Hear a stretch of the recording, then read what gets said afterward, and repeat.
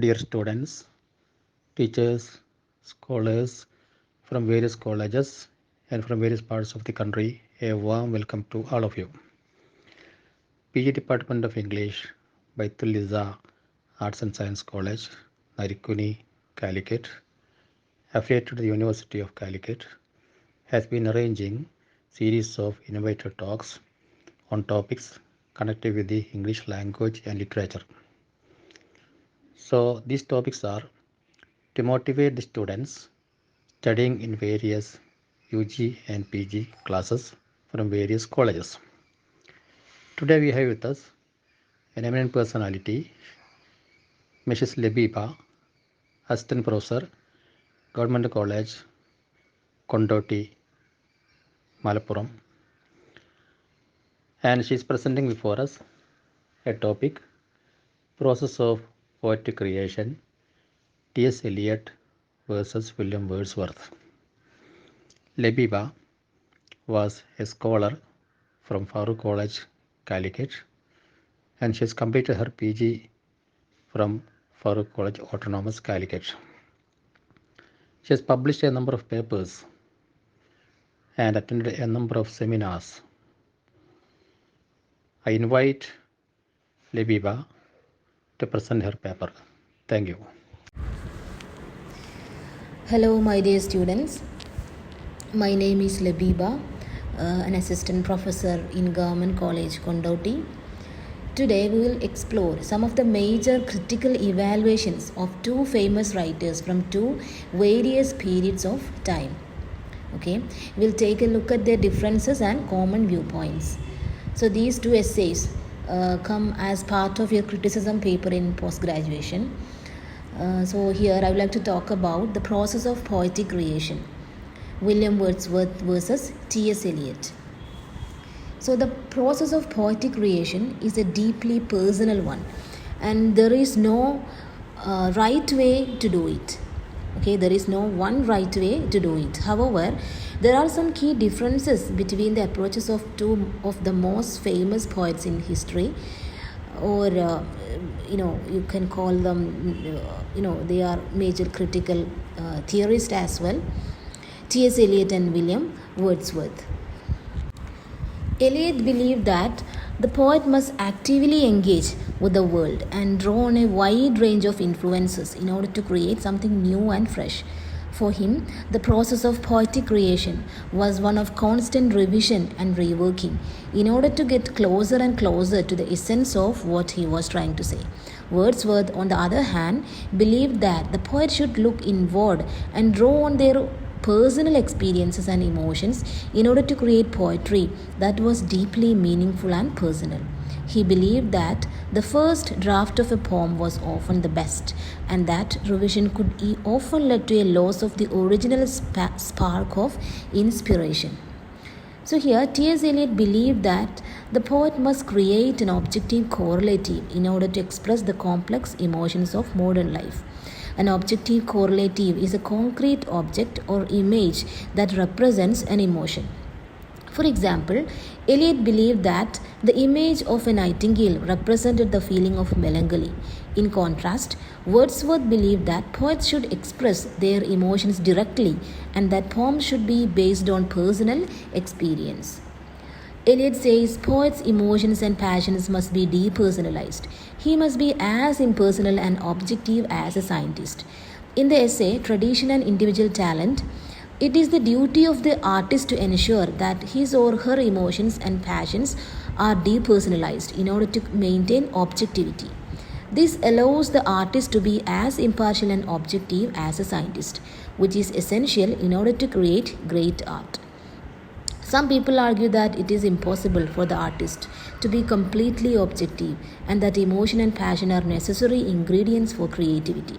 So here I have a personal observation. I believe that it is possible for the artist to maintain objectivity while still allowing room for emotion and passion. The key is to ensure that the emotions and passions are directed towards the art rather than the self. For example, if an artist is painting a portrait, they should be focused on capturing the essence of their subject rather than their own feelings about the person. Of course, this is not to say that the artist should be cold and unfeeling. On the contrary, I believe that the artist should be highly sensitive and attuned to the world around them. Okay. So now we'll look into the views of Elliot again. He argues that the individual poet must transcend his personal feelings and emotions in order to create a work of art that is objective and universal. This is because the poet is not creating a work for himself but for the ages. Therefore, the poet must be willing to sacrifice his personal feelings for the greater good of the art. In the second part of the essay, Elliot develops further his theory of the impersonality of poetry. He compares the mind of the poet to a catalyst and the process of poetic creation to the process of a chemical reaction. Just as chemical reactions take place in the presence of a catalyst alone, so also the poet's mind is the catalytic agent for combining different emotions into something new. Suppose there is a jar containing oxygen and sulfur dioxide. These two gases combine to form sulfurous acid when a fine filament of platinum is introduced into the jar. The combination takes place only in the presence of the piece of platinum, but the metal itself does not undergo any change. It remains inert, neutral, and unaffected. The mind of the poet is like the catalytic agent.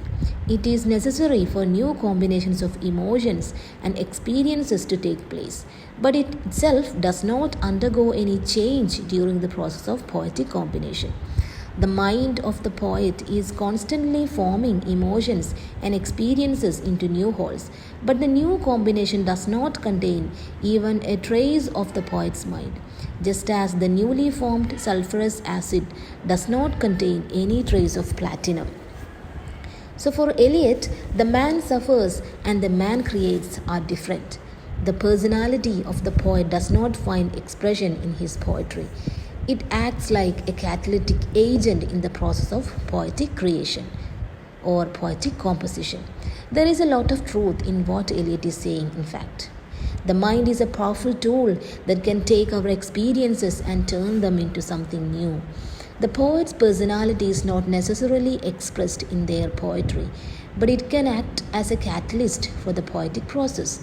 This is why some people are able to relate to poetry, even if they don't necessarily understand all of the poet's intentions. The mind is able to take the experiences and turn them into something new. Okay, so here Elliot compares the poet's mind to a jar or receptacle in which are stored numberless feelings, emotions, etc., which remain there in an unorganized and chaotic form till all the particles, I am quoting from that essay, all the particles which can unite to form a new compound are present together. Thus, poetry is organization rather than inspiration. According to Elliot, a poet's mind is like a receptacle in which countless feelings, emotions, and ideas are stored. These remain there in an unorganized and chaotic form until all the particles which can unite to form a new compound are present together. Thus, poetry is more about organization than inspiration, both in terms of tradition and individual talent. Elliot argues that the poet must be aware of the past tradition in order to create something new. Without this awareness, the poet will simply be repeating what has already been done. Furthermore, the poet must have the talent to be able to see the potential for new combinations and to create something original from them. Thus, poetry is not simply about inspiration, but about the ability to see potential in the past and to create something new from it. This is what makes a poet great, according to Elliot. The comparison of the poet's mind to a receptacle is an apt one, given the nature of the creative process. These experiences then remain in a chaotic form until the poet is able to organize them in such a way that a new compound is formed, a poem or a piece of literature. William Wordsworth, the renowned romantic poet, has a more or less similar stand on this. Though he differs strongly from Elliot in many regards, They share a common platform in explaining the tricks of the poet's mind, which collects the experiences and processes to make it a meaningful portrayal, which we call art. His comment suggests that good poetry is the result of the expression of strong emotions that are reflected upon in a calm and peaceful state of mind. According to Wordsworth, poetry is not simply a record of raw, unprocessed emotions, but rather a thoughtful and considered portrayal of those emotions. This idea is consistent with Wordsworth's own approach to poetry, which focused on the role of nature and the emotions it evokes in the poet's experience. He believed that poetry should be an expression of the natural world and the feelings it inspires rather than a contrived or artificial creation. By reflecting on these emotions in tranquility, the poet is able to capture the essence of the experience and convey it to the reader in a way that is authentic and meaningful. Wordsworth's comment also highlights the importance of emotion in poetry. Without strong emotions, poetry becomes shallow and superficial, lacking the depth and power that make it resonant and effective. At the same time, the poet must be careful not to let their emotions consume them, as this can lead to a lack of control and clarity in the expression of those emotions. By finding a balance between the two, the poet is able to create poetry that is both emotionally powerful and carefully crafted. Overall, Wordsworth's comment underscores the value of emotion in poetry and the importance of reflecting on those emotions in tranquility. By considering the feelings that arise from their experiences and expressing them in a thoughtful and considered manner, poets can create works that are both meaningful and powerful. He believed that the role of the poet was to be a messenger, communicating their thoughts and emotions to their readers. In his famous preface to the lyrical ballads, Wordsworth states that the poet is a man speaking to men. A man, it is true, endued with more lively sensibility, more enthusiasm and tenderness, who has a greater knowledge of human nature and a more comprehensive soul than are supposed to be common among mankind. I unquote. This idea is central to Wordsworth's concept of poetry, as he believed that the purpose of poetry was not to entertain or to showcase the poet's linguistic prose, but rather to serve as a means of communication and connection between the poet and their audience. In this way, the poet is able to share their innermost feelings and experiences with others, allowing for a deeper understanding and appreciation of the human condition.